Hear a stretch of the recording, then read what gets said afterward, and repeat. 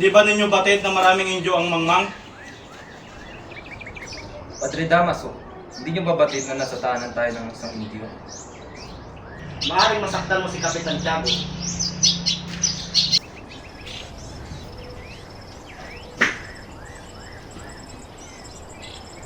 Mga kaibigan, ikinagagalak kong ipakilala sa inyo ang dahilan ng pagsasalong ito. Ang anak ng kaibigan kong nasira, si Don Crisostomo Ibarra. Nagali pa siyang Europa. Buenos dias, amigos, sa mga pura sa aking bayan at sa matalik na kaibigan ng aking ama, Padre Damaso. Patawarin po ninyo ako sa aking pagkakamali.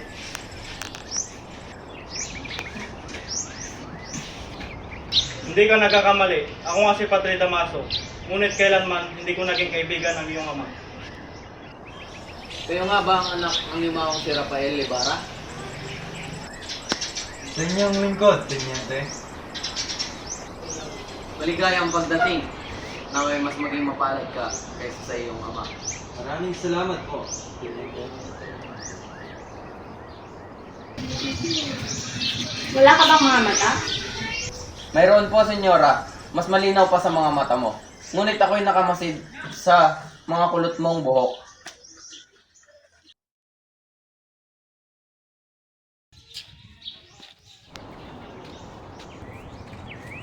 Senyor Ibarra, Teniente, kayo pala. Ginulat po ninyo ako. mag-iingat ka, senyor. Maging aral sana sa iyo ang nangyari sa iyong ama. Tila may nalalaman ka to sa pagkamatay ng aking ama, senyor. Maaari ko bang malaman? Senyor, wala ba kayong nalalaman? Sa pagkakaalam ko, namatay ang inyong ama sa bilangguan. Sa bilangguan, nakulong po ba ang aking ama? Baka kayo nagkakamali, senyor.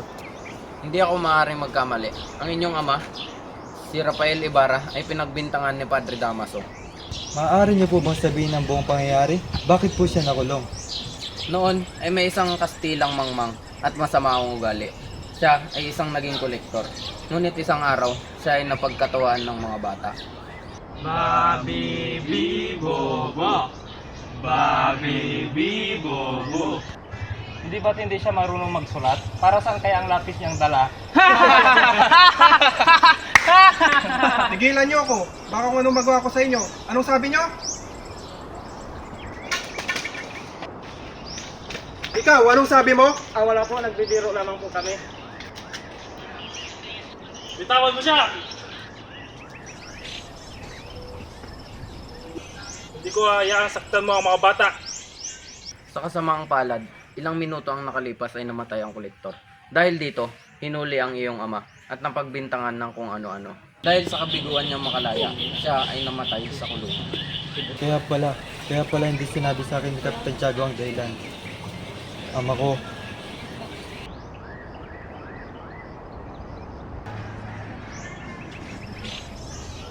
Magandang araw po, Tia Isabel. Magandang araw rin, iho. Nandiyan po ba si Maria Clara? Ganito siya. Sige, maupo ka muna. Maria, nariyan si Ibarra. Sige po, Tia. Sige, maupo ka riyan. Bigla baga hindi pa rin kumukupas ng iyong ganda, Maria Clara. Nakapunta ka lang sa ibang bansa. Bigla nang tumis ang iyong mga salita. Marahil maraming magagandang babae ang nahulog sa pambubola mo. Mahal ko, alam mo ba ako isang mapalad na lalaki? Mapalad? Bakit? Mapalad dahil sa mga babae mo ngayon? Mapalad ako dahil pinagpasya ng ating magulang na ikasal sa isang katulad ko. Kasus, binola mo pa ako. Nabis ako nangangalila sa'yo, mahal ko. Hinta kong nangungalila, Mrs. Tom. Patawarin mo ba, mahal ko, dahil kailangan ko nang umuwi dahil bukas ay araw ng patay. Sandali. Ialay mo ito sa iyong mga magulang. Maraming salamat, mahal ko. Hanggang sa muli. Mag-iingat ka, mahal kong Crisostomo.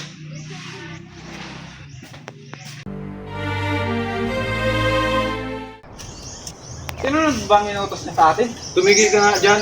Magtungkay ka na lang. Ayoko na maghukay.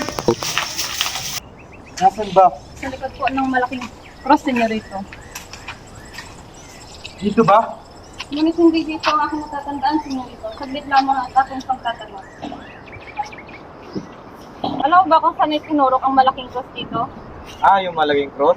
Tinunog ko na iyon. Ano? Bakit mo naman ginawa iyon?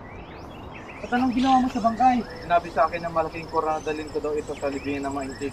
At ginawa mo naman? Huwag po kayo magalit, senyor. Mabigat na po ang bangkay. Tinapon ka na po sa ilog. Tinapon? Ang kabaliwan ang iyong ginawa.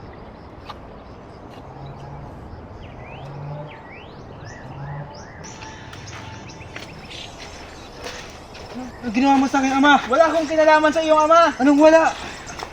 Si Padre Damaso lahat ang may alam. Ano?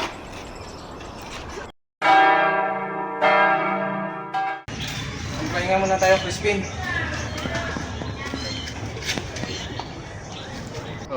Magkano ba ang kita mo ngayong buwan, kuya?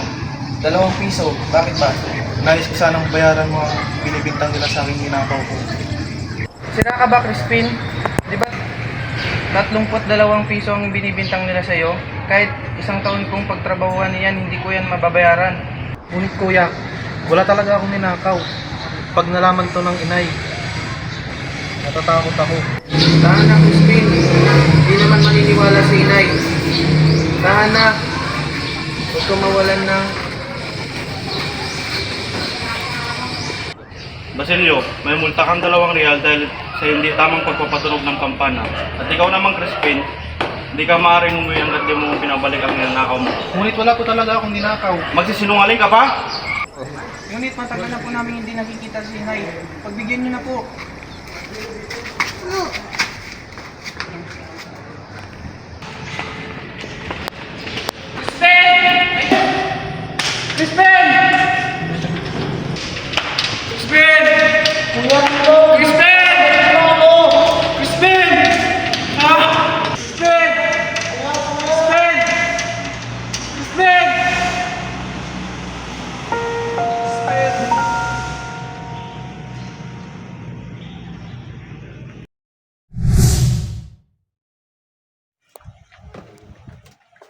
Kamusta na kaya ang mga anak ko? Sana nasa mabuting kalagayan lang sila.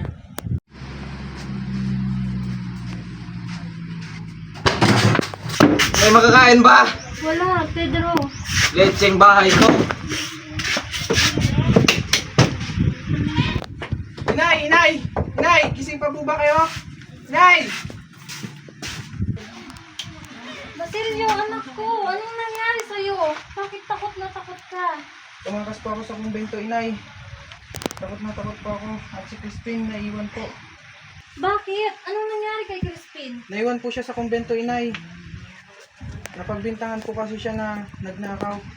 Sige anak, pumasok na tayo. Kumain ka na. Sige po, Inay.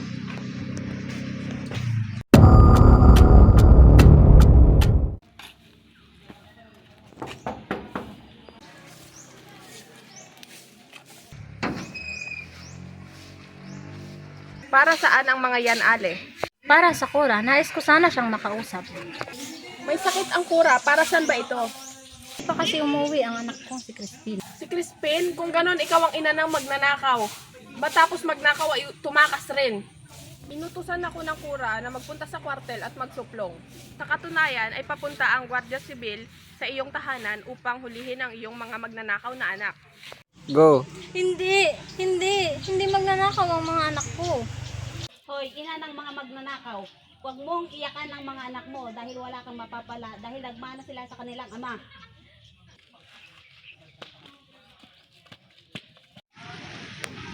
Tobo. Ano po yun? Ikaw ba si Sisa? Opo, ako nga po si Sisa. Ikaw ba ang ina ng mga magnanakaw? Hindi magnanakaw ang mga anak ko. Kung gano'n, sumama ka sa akin at ikaw magbabayad ng mga kasalanan ng mga anak mo. Pumasok ka rito. May bubulok ka sa kulungan hanggat hindi ka nagsasabi ng katotohanan. Pakawalan mo ko dito. Pakawalan mo ko dito. Tumahimik ka. Kamalian yan ng kura. Pakawalan niyo siya.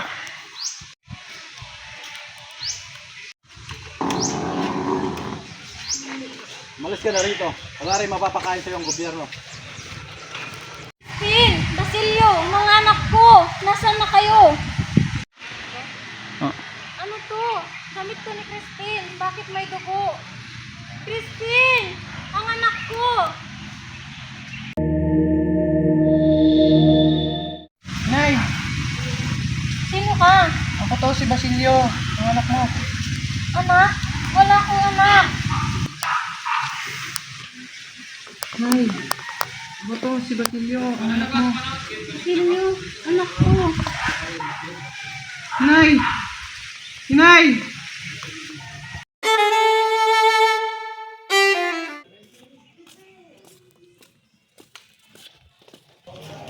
Ang pangit naman ng mga dumadaan. Hoy, matandang mangkukulam. Makapagsalita ka, akala mo kung sino kang maganda. Anong sabi mo? Gusto mo bang mag-toast tayo?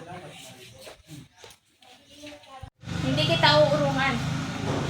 Tumigil na kayong dalawa para kayong mga bata! Alperes, pagsabihan mo yung asawa mong mukhang mangkukulam. Kung hindi ka lang isang babae, tayo ng Victorina, wala tayong mapapala sa mga iyan. Anong mukha mo? Pilay na peking manggagamot.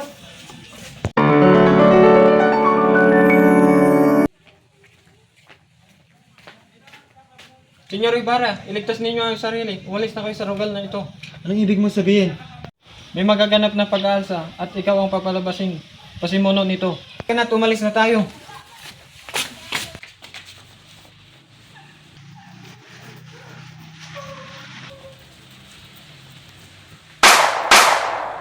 May tama ka, Ilyas! Iligtas ninyo yung sarili, Senyor Ibarra. Pero paano ka, Ilyas? Ako na bahala sa sarili ko.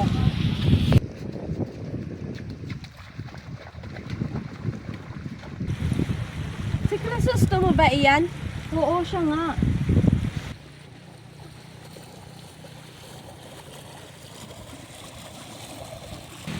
Mahal ko, tinulungan ako ni Ilyas na makatakas. Patawarin mo ako, mahal ko. Hindi masama ang loob ko sa'yo, mahal ko. Ako ang patawarin mo. Hindi ka dapat humingi ng tawad, mahal ko. Kamali ka kung sa tingin mo'y nilisan kita. Sapagkat kahit sa dulo'y ako ang talo. Araw-araw ay sa'yo lamang ako.